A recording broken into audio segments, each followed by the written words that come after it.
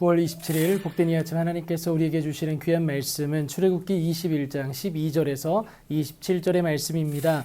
지키시는 하나님의 사랑이다 라는 제목으로 같이 말씀 나누도록 하겠습니다. 내용 흐름상 오늘 본문의 후반부에 해당하는 28절부터 36절의 말씀은 추후 라스 속 시원한 강의를 통해서 다룰 수 있도록 하겠습니다. 제6계명 살인하지 말라는 것을 기본 골격으로 하는 하나님의 세부적인 명령이 더해지기 시작합니다. 사람을 쳐 죽인 자는 반드시 죽일 것을 말씀하세요. 고의적으로 한 것이 아니라면 하나님이 친히 그를 위하여 정하신 그곳으로 도망할 것을 말씀하십니다. 바로 도피성이죠. 살 길을 마련해 주시는 것은 하나님이 사람을 그의 손에 넘긴 것이 되기 때문이다 라는 것을 기억하시면 되겠습니다. 또한 살인이 살인을 낳고 또 복수가 복수를 낳는 악순환의 고리를 끊으시기 위한 하나님의 일하심이다 라는 것도 여러분 잊지 마시기 바랍니다. 나의 자존심이 여러분 기억하세요. 하나님의 말씀보다 앞서서는 안 됩니다. 내가 앞서면 내 욕망조차 이기지 못하여서 나도 모르게 순간의 분을 표출하고 마는 것이죠. 그렇게 서로 싸우다가 하나가 돌이나 주먹으로 그의 상대방을 쳤을 경우에 그가 죽지 않으면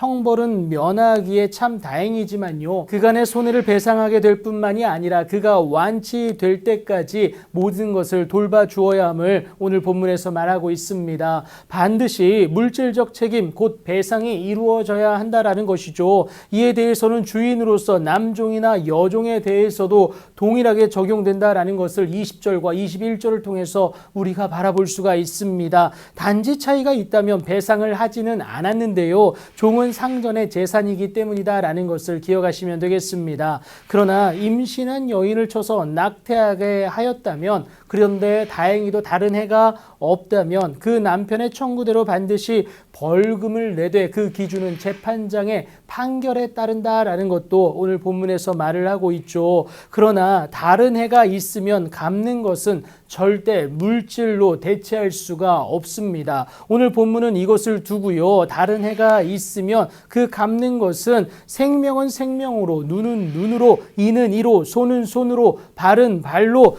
된 것은 된 것으로, 상하게 한 것은 상함으로, 때린 것은 때림으로 갚을 것이라고 분명히 말씀을 하시는데 동해 보복법이죠. 해를 끼친 것에 대한 정확한 보상 원리이다라는 겁니다. 이것에 숨어 있는 것은 약자를 물질로만 내세우는 강자로부터 보호하기 위함이다라는 겁니다. 이 때문에 주인이 종의 신체 일부를 상하게 하면 보상으로 그를 놓아줄 것을 요구하는 것, 이것을 통해서도 우리가 알 수가 있지 않습니까? 본문 26절, 27절에서 말합니다. 물질로만 해결하는 세상에 대항하는 하나님의 사랑이다라는 것이죠. 하나님은 백성의 언약과 이방의 빛이 되게 하신 메시아를 통하여서 상한 갈대를 꺾지 아니하며 꺼져가는 등불을 끄지 아니하사 진실로 정의를 시행케 하신다라는 겁니다. 권력을 가지면, 물질을 가지면 인식도 못하는 사이에 그것을 힘으로 사용하려는 그 죄된 본성이 저와 여러분에게 있다라는 겁니다. 나도 모르게 하나님의 사랑에 반하는 행동이 튀어나올 수가 있다라는 것이죠.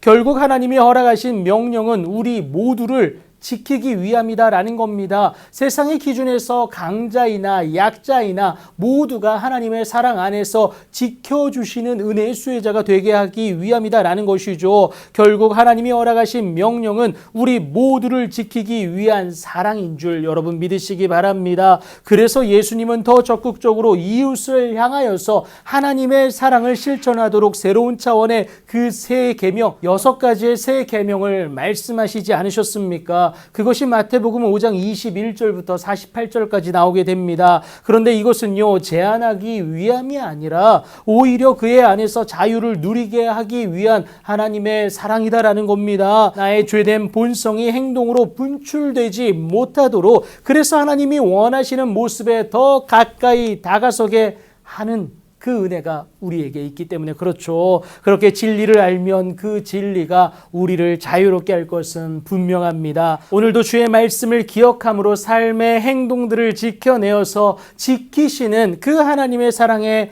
수혜자만이 아니라 실천자로서 하나님의 놀라운 은혜 가운데 그 복된 삶이 되어가기를 예수님의 이름으로 축복합니다.